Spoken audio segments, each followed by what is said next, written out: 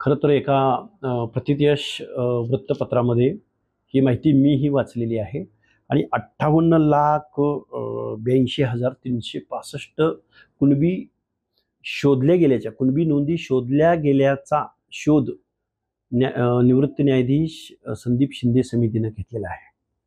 त्याच्याही पलीकडे जाऊन त्यांचं असं म्हणणं आहे की या 58 लाख नोंदींचा फायदा हा 2 कोटी कुटुंबांना होणार आहे. आणि त्याच्याही पलीकडे जाऊन त्यांचं असं म्हणणं आहे की 8 लाखाहून जास्त सर्टिफिकेट महाराष्ट्रात इश्यू केले गेलेले आहेत. मग जर अशी जर परिस्थिती असेल, 2 कोटी कुटुंबांना जर याचा फायदा होणार असेल, तर या सर्व माहितीचा अर्थ असा निघतो की महाराष्ट्रामधील 80 ते 85% मराठा समाज हा ओबीसीच्या आरक्षणामध्ये इन्क्लूड झालेला आहे. ओबीसी आरक्षणामध्ये त्यांचा समावेश झालेला आहे, असा त्याचा अर्थ निघतो. आणि मग जर असा अर्थ निघत असेल तर जवळजवळ महाराष्ट्रातलं ओबीसीचं आरक्षण संपलेलं आहे. 10 ते 15% जो मराठा समाज आहे तो एसीबीसी अथवा ईडब्ल्यूएस मध्ये आहे. आणि जर शिंदे समितीला जर मुदतवाढ जर परत दिली गेली असेल तर तो सुद्धा ओबीसी मध्ये त्याचाही समावेश होणार आहे.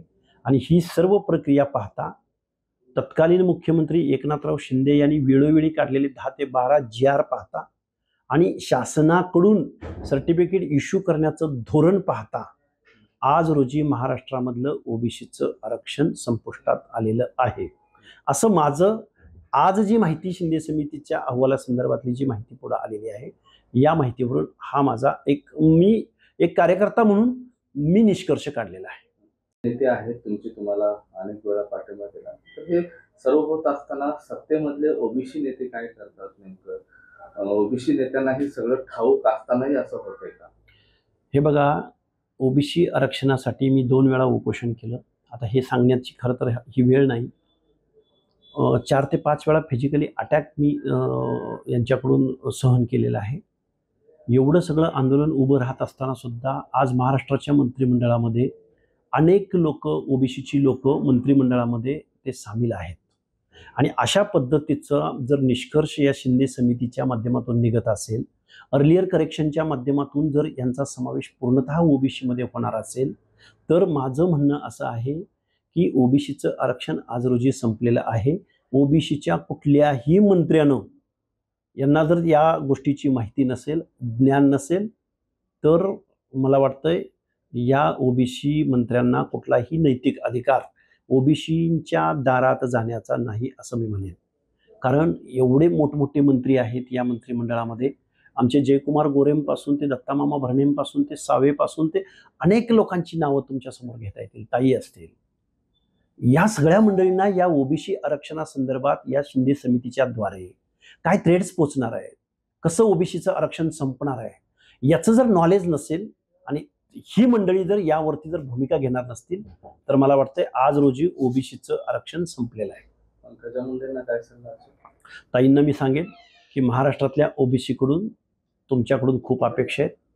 जर शिंदे समितीचा जर शिफारशी आणि अहवाल जसाच्या तसा जर या शासनानं जर स्वीकारला तर ओबीसीचं आरक्षण संपलेलं असेल आणि तुम्ही यावरती भूमिका घ्यावी लागेल. अन्यथा या महाराष्ट्रामधला ओबीसी कुठल्याही ओबीसी नेत्याला माफ करणार नाही. मग तुम्ही आमदार व्हा, मंत्री व्हा, खासदार व्हा, तुमचं राजकारण तुम्ही चालवा, तुम्हाला आमच्या हार्दिक शुभेच्छा आहेत, पण ओबीसी बांधव मात्र तुम्हाला माफ करणार नाही. पुढचं पाऊल काय असेल तुमचं? हे बघा, शिंदे समितीच्या या शिफारशी आणि अलीकडच्या कालावधीमध्ये अशी काय जादू झाली महाराष्ट्रामध्ये की 58 लाख कुणब्यांच्या नोंदी या शिंदे समितीला सापडतात. हा लढा मला वाटतंय स्वर्गीय अण्णासाहेब पाटीलांपासून अगदी जुन्या काळापासून हा लढा चालू आहे. मंडल आयोग इम्प्लिमेंट झाला तेव्हापासून किंवा त्याच्या अगोदरपासून हा लढा चालू आहे. तेवढ्या मधल्या कालावधीमध्ये कुणालाच नोंदी सापडत नव्हत्या आणि अलीकडच्या कालावधीमध्ये या नोंदी कशा काय सापडल्या, अशी काय जादूची कांडी इथं फिरली की एवढ्या लाखोंच्या संख्येने या असा काय टास्क वापरला शासनानं की शासन स्वतः पुढे येऊन अशा पद्धतीनं जर एक्झर्शन करत असेल तर मला वाटतंय हा या महाराष्ट्रातल्या ओबीसींच्या हक्क अधिकारांविषयीचा, घटनात्मक तरतुदीविषयीचा, बलुते अलुते भटक्या विमुक्त जाती जमातीविषयीचा हा त्यांचं आरक्षण संपवण्याचा घाट हा घटनाविरोधी आहे आणि घटनेच्या तत्वांची पायमल्ली करणारा आहे आणि या महाराष्ट्रामधला ओबीसी आणि भटक्या विमुक्त जाती जमातींना उद्ध्वस्त करणारा हा शिंदे समितीचा अहवाल आहे. हातभार झालाय तुम्ही. प्रश्नच नाही. लक्ष्मण हाके आजपर्यंत या महाराष्ट्राला सांगून सांगून दमलेला आहे. लक्ष्मण हाकेला खलनायक बनवण्याचा प्रयत्न म्हणजे बनवलंय खलनायक. लक्ष्मण हाकेला समाजद्रोही ठरवलंय. लक्ष्मण हाकेला शिव्या, श्राप आणि ट्रोलिंग रोजचं नित्याचं झालंय. हल्ले नित्याचे झालेत. एवढ्या सगळ्या गोष्टी होत असताना डझनापेक्षा जास्त या महाराष्ट्राच्या मंत्रिमंडळात ओबीसीची माणसं असताना चंद्रशेखर बावनकुळे साहेबांना माझी विनंती आहे, बावनकुळे साहेब, या शिंदे समितीचं काय गौडबंगाल आहे?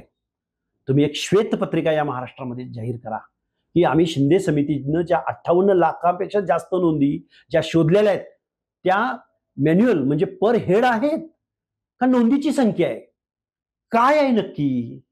आणि जर 58 लाख नोंदी सापडत असतील, 2 कोटी कुटुंबांना याचा लाभ होत असेल, मग 2 कोटी कुटुंब आणि एका कुटुंबाची संख्या 4 पकडली तर तो 8 कोटीच्या पुढे आकडा जातो. आणि हे जर असं असेल तर मला वाटतंय महाराष्ट्रामधला मराठा समाज हा ओबीसी मध्ये पूर्णतः या शिंदे समितीच्या शिफारशी जर शासनाने स्वीकारल्या तर मराठा समाज पूर्णतः ओबीसी मध्ये समावेश झालेला आहे असा याचा अर्थ काढावा लागेल.